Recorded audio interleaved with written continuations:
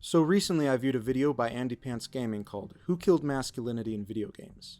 And due to being the politically correct beta male soy cuck that I am, I was instantly driven into a state of frenzied rage by the notion that video games have gotten worse over the years because everything is just so gay now. And that a bunch of fat, white, liberal women are conspiring against you. Yes, you. The heterosexual male gamer. And look, I know Andy's video is just an attempt to farm clicks from kids barely out of middle school and grown men who act like they're still there. But this one's gotten really popular and so now there are views to get from debunking it. Now, this argument from Andy that we're not really as masculine as a culture as we used to be isn't very uncommon. The only thing that really makes this argument unique is that normally when people online want to blame women or gay people for ruining their stuff, they try to do so indirectly. Sometimes by framing it as an attack on the identity of their audience. Disrespected the source material and namely the main character, in this case being a white male, because, you know. Social justice interlopers took control of them and proudly dragged these IPs across concrete. We don't need to know. We don't need to have this forced on us. Andy also does this. If you give us hetero dudes hot chicks in games again and manly men, you will see sales go through the roof. People like fast cars, they're like females with big boobies, and they don't want the euro, and that's all there is to it. But he also has no problem explicitly saying that women and gay people are ruining his games. Game developers need to stop putting gay stuff in games, and they need to fire every liberal white woman. This is just straightforward homophobia and misogyny. Andy doesn't say anything about other minorities, but that's probably because if he did, it would be so obviously terrible no one would take his other views seriously. Rights for whites. That's not too much to ask, is it? Unfortunately, if you've been online at all in recent years, you've probably had exposure to these arguments. I find it important to refute their points both because, well, they're wrong, and because the real goal of the criticisms is to push marginalized groups out of media. So in this video, I'm going to be poking a few holes in Andy's arguments. It's my first video for the channel, so I thought I would start off with something easy to tear apart just to get into the groove of making content for YouTube. But before we dive in on this subject, we should get a little background first. The last few years have seen a decline in several prominent game franchises, with unpopular releases, subsequent mass layoffs, and closures of some major studios. And in general, there's a widely felt discontent with the current state of gaming. There are a number of culprits for this dissatisfaction, but chief among them include the pandemic briefly upending game development, industry consolidation, predatory monetization policies, and studios chasing trends, even if it means making a game they're not good at making. But while these issues are real and widely acknowledged, it's kind of questionable how much worse gaming has gotten. The last few years have seen the release of a lot of good games, and the downward trend that a lot of people see is highly subjective. Some gamers have come to the conclusion that there is another cause of the perceived negative trend. They think that what's ruining gaming is the same thing that's apparently ruining all of our media today. That is to say, wokeism, liberalism, feminism, and/or DEI.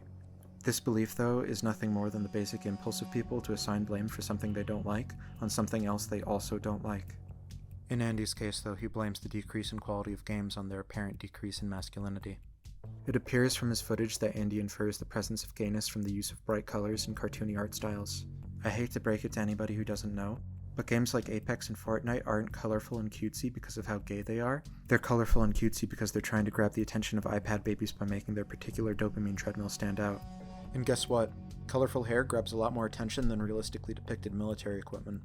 At least fiscally, these tactics have worked out pretty well for some studios. Respawn Entertainment, for example, started with its Titanfall games, which are less comically stylized mech fighting and FPS games, and are among my favorite games ever made. But they financially underperformed, so instead of making a Titanfall 3, they made the free-to-play battle royale game Apex Legends, which turned into the smash hit they'd been trying to produce all along.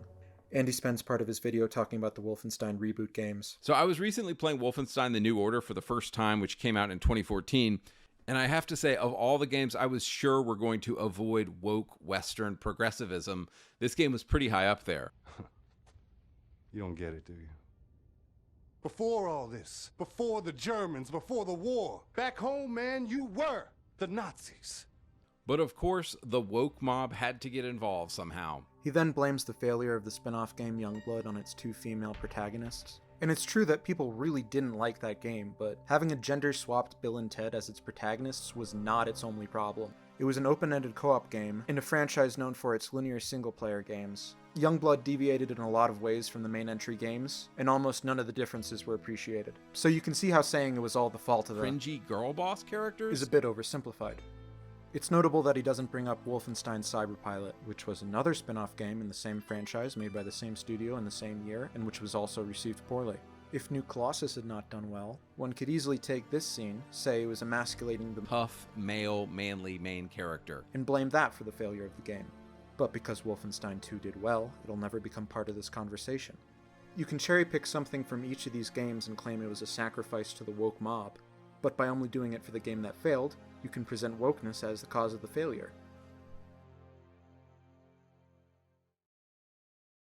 At this point, making an offensive game seems to guarantee that game's success. The most specific criticism Andy makes is that video games have gotten soft. And while there's not too much detail on that in this video, he thankfully has another video titled, "When Did Games Become So Soft?", which I'll take to represent his views on the matter. In his video about games becoming soft, Andy describes two main categories of games, those that he describes as edgy, and soft games. Edgy games have dark humor, are actually funny, have offensive content, and/or attractive women. Soft games are the opposite. To anybody saying people don't want edgy, offensive games, I submit to you, Fallout New Vegas. But while there's certainly a good deal of dark humor, how is New Vegas offensive? Who does it offend exactly? It's a universally loved game. The only people who don't like it are put off by bugs and janky gameplay. I've never heard anybody offended by this game. Who does GTA offend for that matter? The 3 politicians left who still complain about video games? 1 or 2 cable news pundits? There really aren't that many people offended by video games these days. In fact, the most vocal and largest group of people offended by video games are reactionaries like Andy. The idea of needing explicit disapproval to enjoy a game is frankly kind of weird. At least we now know who that Dead Space 2 ad was made for. It's revolting. It's violent. It's everything you love in a game. And your mom's gonna hate it. Ironically for his social views, it's beginning to feel like Andy simply takes most of his joy from being given a safe space to transgress societal expectations. There's a faction in the game called Caesar's Legion, and they crucify people and are horrible, and you can join them and do all the stuff that they do too. Now you might ask me, Andrew, why would you want to do that? And I would ask, well, why did you want to kill cops in GTA? Sometimes games aren't necessarily about wanting to do something, but about a game giving you the freedom to do whatever you want. It's not that I have a secret fantasy to go around killing cops in GTA, it's that the game is cool enough to let me do it. Which is fine, it's just odd that it's apparently so wrong to transgress other norms in games. For example, the societal transgression of being trans. Fast forward to 2024, and games are so afraid of offending people they won't even let you misgender somebody. What Andy is describing here is the optional step of giving your character pronouns. They're already given he or she by default when you set up the character. And off the top of my head, I really don't remember having the opportunity to misgender somebody in New Vegas. I mean, maybe it's out there. There's a lot of lines of dialogue in that game. It's possible I skipped past it, but I don't think it's a very common occurrence in gaming, so it's weird to complain about the absence of it. But let's cut the crap here. That's not actually why Andy's mad. Andy's mad because the game has the audacity to let you customize your character in a role-playing game. I'm willing to bet Andy wasn't that angry when you can make your soldiers wear fedoras in XCOM. The only reason he's offended is because he's reminded that there are other people that exist that might want to use that option. And if you're offended by remembering that certain groups of people exist, then you're a bigot. He's just a slightly quieter version of this guy. Pronouns! I've been trying to find consistencies between the games he considers edgy, but so far all I can think of is that they all have prostitutes. Remember Elden Ring? Remember how the woke mob tried to accuse FromSoft games of having, quote, problematic depictions of women? No, I don't actually. Just because you see one opinion piece about something doesn't mean it's a widespread opinion. I, for instance, do not take your opinions to represent that of all gamers, only a disturbingly large and immature portion of them. So it kinda seems like strawmanning when you take an obscure criticism and pretend it was widely held. I'll be honest, I didn't really expect a well-constructed theory from this guy, but it's staggering how almost all of his arguments fall at the first hurdle. He shows us this picture of Duke Nukem, and I have to laugh. First, because he venerates Duke Nukem as his pinnacle of video game protagonists. And second, because Duke Nukem is one of the greatest examples of the decline of a video game franchise. Duke Nukem Forever was a joke when it came out, and it still is. And if I were to apply Andy's standard of analysis, I would have to conclude that Duke Nukem failed because its hero was too masculine. But obviously those things aren't actually correlated, and the masculinity or lack thereof of a video game protagonist doesn't really matter when it factors into the larger picture of how good a video game is. Also, Duke Nukem's most iconic line It's time to kick ass and chew bubble gum. is ripped from an action film I have come here to chew bubblegum and kick ass. that makes fun of Ronald Reagan, depicts the police as violent upholders of an unjust system, and has the main character betrayed by the woman who would otherwise have been his arm candy. In other words, Duke's most iconic line is taken from a film that seems like it would be the type of thing people like Andy hate, yet is so comically masculine that when the two main characters can't agree, they spend 10 minutes beating the shit out of each other. But this film, They Live, is it woke? No, of course not.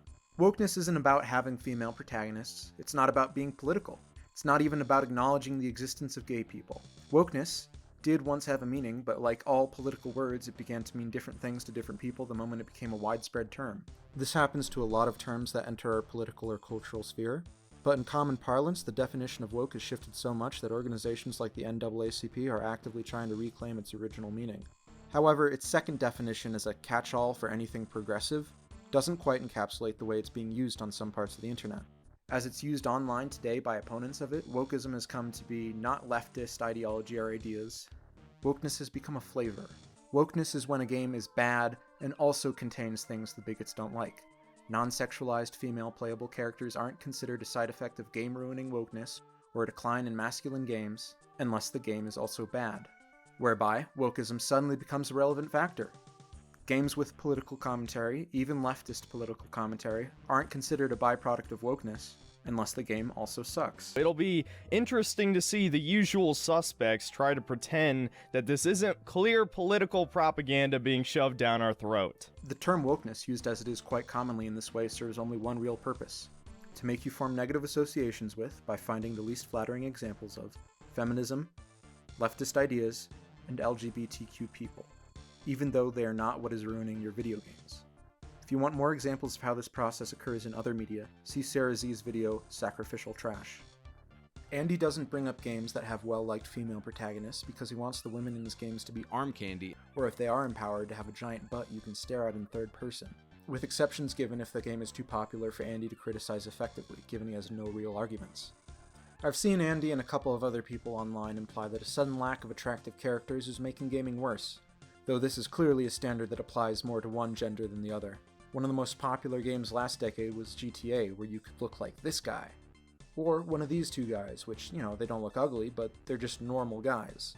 So clearly having hyper-attractive characters isn't really the priority for them. No, the real problem is that women specifically aren't as sexualized as they used to be. That they think their heterosexuality is somehow nullified by more gay characters, and that games sometimes suggest that perhaps our modern societal configuration is in some ways imperfect.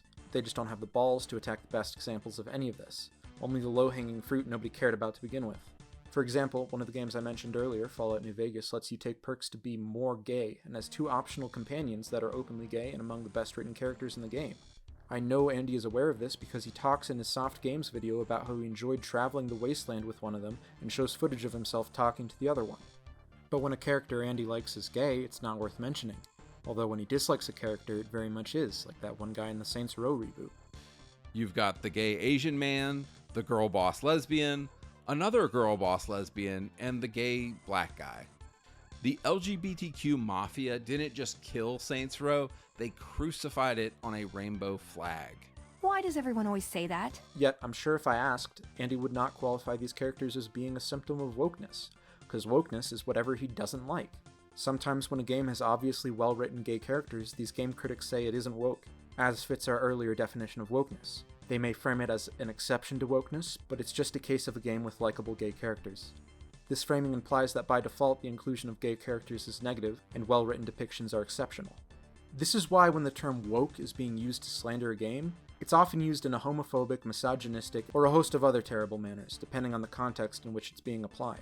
And dismissing counterexamples as irrelevant is the only way anybody could convincingly make the type of arguments found in Andy's video.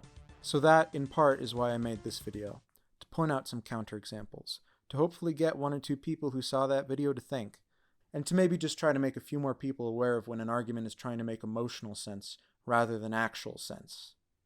And I want to thank everybody who watched this video. This is the first one I've made for this channel, and hopefully next time I can move on to something more substantive.